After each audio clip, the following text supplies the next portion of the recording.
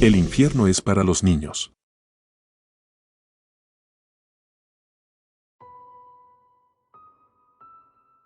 Una bolsa negra vino a marcar un punto y aparte en mi esperanza. Ya he escuchado mucho la frase el infierno es para los niños, y aunque antes la odiaba, me temo que la bizarra serie de eventos que estoy por narrar le da por completo la razón. Mi nombre es Patricia Carranza, tengo 48 años y me dedico a trabajar como costurera desde mi casa, donde vivo acompañada de mi esposo Plácido. Hasta hace 5 años, el sueño más grande que nunca pude cumplir y que a diario me destrozaba una parte del alma, era que, en toda mi vida no había conseguido ser una madre, o por lo menos no de un bebé vivo. Por alguna razón cruel, desde que era joven, el destino decidió que, cada vez que tuviera un fruto creciendo en mi vientre, éste estaría condenado a nacer muerto, o ni siquiera pasar de los 4 meses.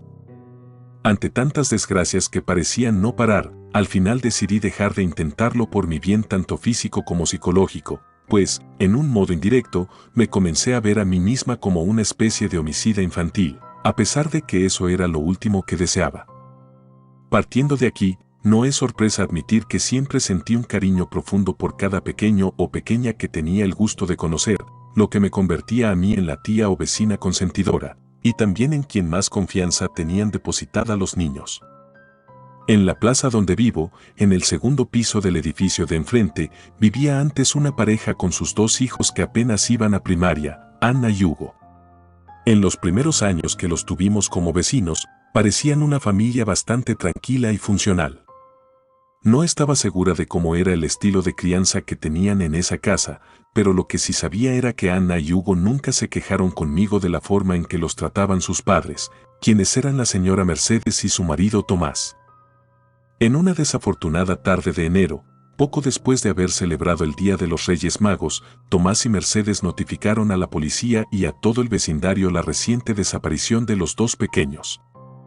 Explicaron que la última vez y lugar en que fueron vistos fue hace un par de horas, en un parque donde los llevaron a jugar y en un mínimo instante de descuido, los 2 hermanos ya no volvieron a ser vistos ni por la pareja ni por las demás personas que se encontraban cerca. Durante esos días de incertidumbre en que ambos padres no consiguieron dormir pensando en sus hijos, yo los estuve acompañando en su dolor y ayudando en lo que me era posible.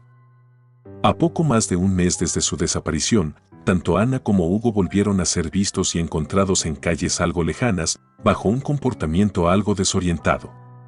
Desde el primer día en que se supo de ellos, los niños volvieron a casa de sus padres, mostrándose más tranquilos al entrar a su hogar. Por otra parte, los lugares en que estuvieron y las cosas que vivieron durante todo ese tiempo nunca quedaban claras, pues ambos afirmaban no recordarlo. Las autoridades encargadas de llevar el caso dejaron de darle seguimiento debido a la amplia cantidad de niños desaparecidos con los que aún debían trabajar, así que Tomás y Mercedes tuvieron que adaptarse a vivir con un par de niños sin memoria durante los siguientes meses. La mayoría de los vecinos pensamos que, al tener a sus hijos de vuelta en casa, la pareja se sentiría más en calma. Sin embargo, resultó ser todo lo contrario, y lo que parecía ser una conclusión hasta cierto punto positiva, terminó por convertirse en el comienzo de una historia aberrante ocurrida dentro de esa casa. La primera llamada de atención que notamos fueron los cambios bruscos de actitud que tuvieron ambos padres hacia los niños. De forma súbita, pasaron de ser comprensivos con los hermanos a maltratarlos entre continuos gritos y, a veces, golpes.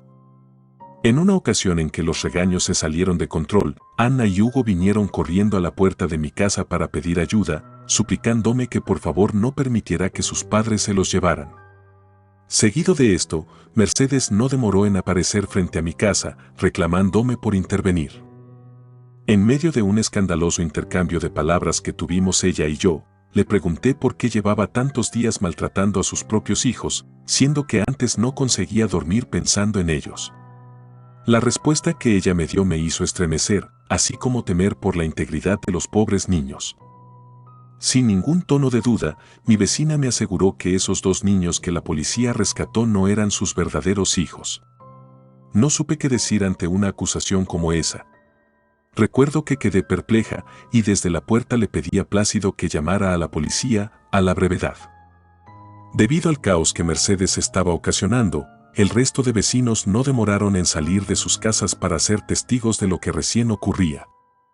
Mientras aún resguardaba a los hermanos en mi casa, Mercedes me aseguró frente a todos que ambos niños no eran más que la vil encarnación de un par de demonios que quisieron tomar la forma e imagen de sus verdaderos hijos. En cuanto llegó la policía, les hicimos mención de las horribles afirmaciones hechas por la señora Mercedes. Sorprendentemente, incluso estando en presencia de la ley, ésta siguió insistiendo en su acusación. En medio de la plaza, mandaron a llamar a ambos hermanos, y entre los policías presentes les hicieron una examinación enfrente de su madre, para demostrarle que se trataban de dos niños inofensivos, y no de demonios como ella lo aseguraba. Después de la escena tan surrealista, los oficiales se marcharon sin prestarle mayor atención a los hermanos maltratados, y nos dieron a los vecinos la orden de ya no volver a intervenir, y en su lugar limitarnos a volverles a llamar en caso de otro incidente parecido. Aquella discusión contra la señora Mercedes fue la primera de muchas que tuvimos los vecinos en contra de sus ideas enfermizas. Desde entonces, cada tanto los niños continuaban gritando en el interior de la casa, quejándose por la violencia de sus padres. La convicción que ambos tenían con respecto a que sus hijos ahora eran encarnación de demonios era tal, que a través de anuncios en las redes continuaban solicitando la ayuda masiva para encontrar a los verdaderos Hugo y Anna, subiendo además fotografías en donde se esmeraban por demostrar que los lunares y marcas de nacimiento en los niños no coincidían. Quienes rodeábamos a la pareja, supimos que las cosas estaban yendo demasiado lejos una noche en que sacaron de la casa a los hermanos a la fuerza, y los dejaron en el frío hasta que un vecino se los encontró y decidió traerlos conmigo. Esa noche Ana y Hugo se quedaron a dormir en mi casa. Como el dolor que sentí por ellos fue tan grande, no pude descansar. Por lo tanto, utilicé ese tiempo de inquietud para hacerles un par de suéteres en mi máquina de coser y a la mañana siguiente se los regalé con mucho cariño. Por desgracia, los niños tuvieron que volver a casa de sus ahora trastornados padres. Al verlos marcharse, decidí que iba a pelear por ser yo quien tuviera los derechos para cuidarlos. Ya no era necesario preguntarse si Mercedes y Tomás sufrían de problemas mentales, las respuestas eran claras. Esa siguiente noche se sintió muy diferente a las demás en el vecindario, ya que, en lugar de escucharse gritos en la casa de esa familia, hubo mucho silencio. Cada tanto se alcanzaban a oír pequeños golpeteos, pero nada fuera de lo común, me atrevo a decir. A la mañana siguiente, siendo la primera en salir de la plaza, me encontré con una gran bolsa de basura tirada a mitad del patio, y encima de esta parecía haber una clase de nota escrita con pluma. La hoja decía, gracias por los nuevos suéteres. Antes de siquiera abrirla, sentí que me iba a desmayar, así que desde afuera le grité a Plácido. Para cuando éste bajó conmigo para saber qué me ocurría, yo ya había descubierto con mis propios ojos la aberración que contenía la bolsa maldita. Por primera vez, en menos de 15 minutos, las autoridades cercanas se apresuraron a rodear con patrullas la casa de Mercedes y Tomás, haciendo uso de armas y fuerza para entrar y apresarlos. En cuanto consiguieron tirar la puerta, encontraron a la pareja en la sala, viendo cómodamente la televisión. A la hora en que fueron arrestados, los dos padres sonreían con una retorcida serenidad. El caso se difundió al punto de convertirse en el mayor de los escándalos del año. Los dos acabaron con sus hijos, creyendo que estos eran demonios. En las declaraciones que dieron y que se transmitieron en los noticieros, sostuvieron que Ana y Hugo llegaron a casa comportándose como los verdaderos agresores, torturando a la pareja con amenazas y ataques de origen diabólico. Luego del horror que tuvo lugar en nuestro vecindario, entré en una fase de tener pánico al salir de la casa. El recuerdo de la grotesca escena permanecía fresco, a la par en que me hacía a la idea de que esos dos niños ya no volverían a estar entre nosotros. Aquella reciente fobia por lo bizarro que podía actuar el ser humano, me dejó sin poder salir de casa a lo largo de 3 meses seguidos, hasta que lo empecé a tratar con un especialista y pude salir adelante del trauma vivido. A medio año desde la captura de mis vecinos, se dio a conocer que estos pasarían de estar recluidos en una prisión a ser internados por tiempo indefinido dentro de un hospital psiquiátrico de gran seguridad. Para entonces, yo ya salía sola como antes, pensando que cada herida estaba sanada y los sufrimientos superados. Teniendo un mejor manejo del impacto, hubo una tarde en que tuve el valor de visitar a las 2 tumbas de esos hermanos para dejarles flores, dulces y algunos juguetes. A pesar de la conmoción, no se trató de una visita imposible de hacer, a decir verdad, incluso la sentí necesaria para seguir avanzando en mi proceso. Después de visitar el panteón, tomé el microbús que me llevaba a casa. De pronto, a mitad de camino, empecé a tener un sueño incontrolable que no estaba antes, por lo que, sin poderlo controlar, acabé por quedarme dormida en mi asiento. En esa ocasión tuve una pesadilla lo bastante bizarra sobre mí, encontrando de nueva cuenta la bolsa de basura. En el momento en que reaccioné, el transporte ya había avanzado más de la cuenta. No contando con otra opción, tuve que tomar otro que me hiciera regresar, y aunque volví con bien a mi calle, el cielo ya se hallaba casi oscuro por el tiempo que me tardé, eran cerca de las 8 de la noche. Como supuse que Plácido estaría preocupado por mi tardanza, tomé de manera apresurada el camino para llegar a casa. De pronto, interrumpiendo mi torpe andar, escuché a la cercanía el llanto de un niño. Este era sigiloso, pero fácil de distinguir. Al voltear a mi derecha vi la figura del pequeño, estaba de espaldas llorando contra una pared. Después de acercarme a él para preguntarle si estaba bien, me dijo que sus padres lo habían abandonado en ese rincón de la calle y se marcharon en su auto sin mirar atrás. Con el corazón destrozado por lo que éste comentó, le ofrecí llevarlo a mi casa en lo que podíamos buscar ayuda. Dicho esto, el niño de ojos cristalinos y fino cabello café me mencionó que su nombre era Alex y apenas tenía 5 años.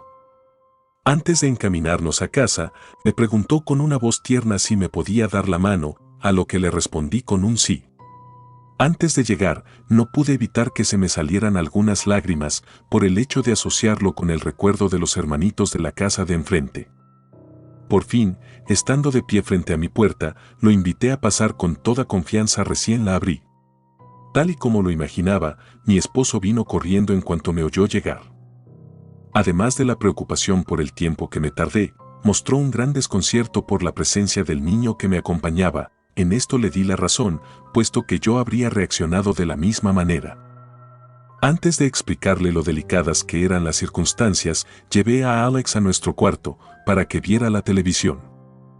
A la hora de hablar con Plácido sobre las condiciones en que encontré al pobre Alex, me ordenó que me pusiera en contacto con la policía cuanto antes.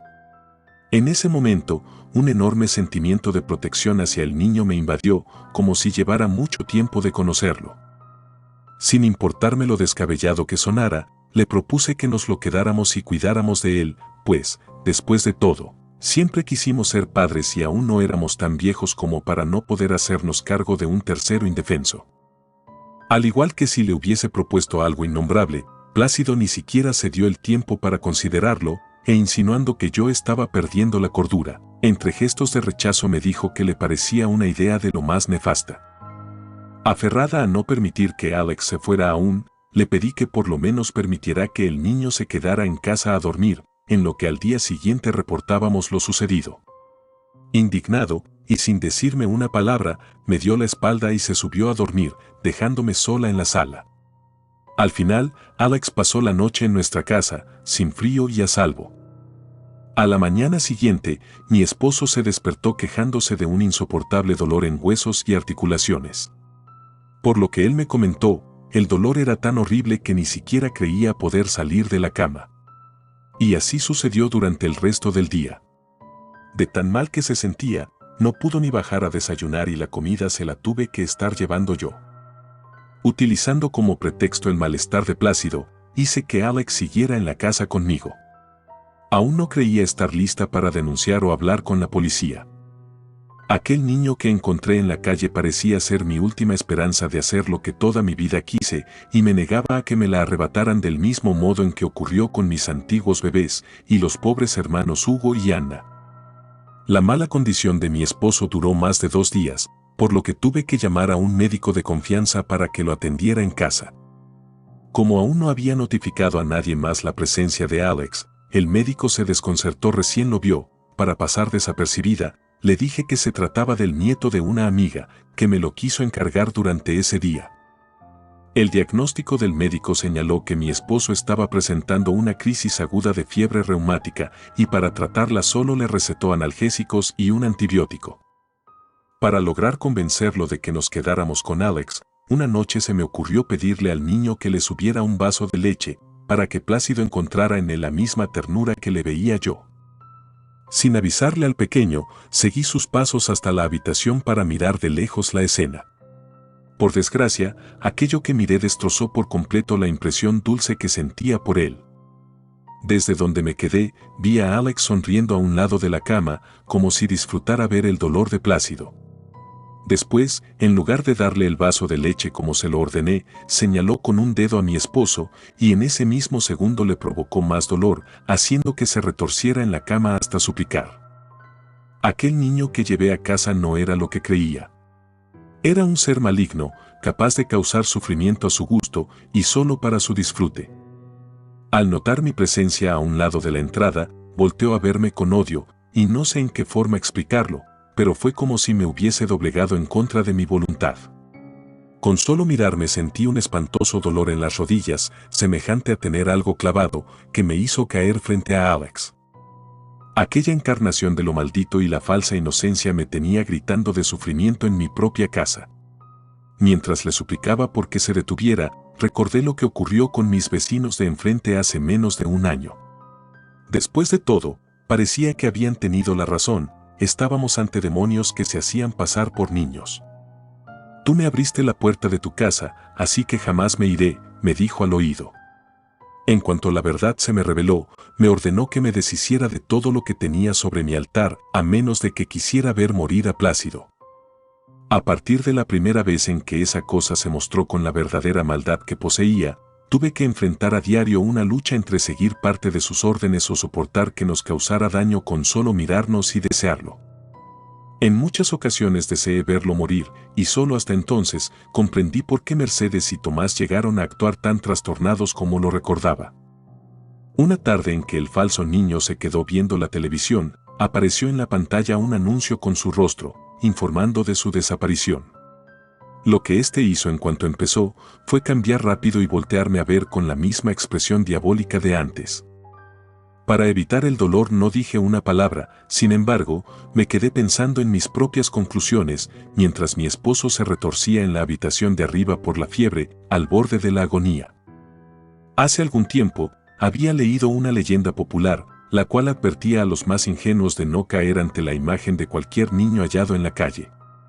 La leyenda decía que estos en realidad eran demonios que tomaban el aspecto de un infante, para luego atormentar a quienes tuvieran el atrevimiento de acercárseles. Recuerdo que cuando leí sobre esto pensé que era un tema ridículo, sin embargo, ahora no solo era testigo, sino presa de aquel hecho infernal. Pero, ¿qué era lo que ocurría con los niños de verdad? ¿Qué fue del paradero de Anna y Hugo? Eso era lo que más terror me causaba de imaginar. Durante días me esforcé por recordar cada una de las acusaciones hechas por Mercedes. En las declaraciones, ella seguía segura de que sus verdaderos hijos aún estaban perdidos y señaló que los niños que llegaron a su casa les hacían daño y amenazaban. Ese era el motivo por el cual ambos se defendían devolviéndoles el daño y tratando de deshacerse de ambos. Una tarde, mientras pensaba en qué modo podría acabar con el demonio que ahora habitaba mi casa, Alex me habló a mis espaldas, diciendo que ya sabía en qué estaba pensando. Después, mencionó, ¿recuerdas a tus hijos muertos, Patricia? En el infierno nosotros nos encargamos de hacer que muriera cada uno. Fuimos y somos la causa de que a diario sufras por tu vientre inservible. Sin caer en sus provocaciones, soporté el tormento de sus palabras, llorando en silencio, entre el vacío y la rabia. Al ver que no conseguía causar gran cosa en mí, ese demonio con apariencia de niño continuó hablando, cada vez con un tono más fuerte. Dijo que la mayoría de los niños muertos o desaparecidos tenían un espacio en que se les torturaba en el infierno. Escuchándome sollozar, prosiguió a hacer afirmaciones mucho más aberrantes. Él dijo, imagina a tus bebés muertos en el infierno, Patricia, imagínatelos en los brazos de nuestro rey.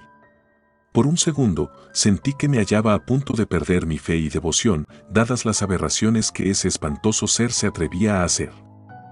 Recordando que el cielo era el verdadero reino de los niños, y la provocación de un demonio no me iba a hacer caer en la demencia, me armé del coraje necesario, y sin pensarlo, volteé con una taza que tenía en las manos y lastimé a esa criatura con un golpe en la cabeza.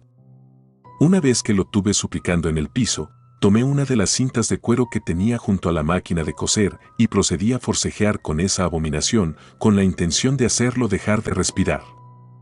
Mientras que aquella encarnación de demonio se retorcía para liberarse, provocó quemaduras en mi piel, especialmente en mis brazos y manos, para lograr que lo soltara. Sin embargo, resistí el dolor de que mi piel se abriera entre el ardor y el calor, con tal de hacer que ese ser demoníaco cayera ante mis ojos. Al final de nuestros forcejeos, conseguí dejarlo sin un cuerpo que manipular. Ahora, la historia me hizo cambiar de papel y era yo quien había causado la muerte a un niño con apariencia inocente. Desde el día en que tuve que abandonar su cuerpo afuera de una iglesia, ya no me quedaron ganas de cuidar otro niño ajeno. Pero, aún así, a diario velo por la seguridad e integridad de nuestros menores, para que la frase, el infierno es para los niños no se convierta en la realidad absoluta.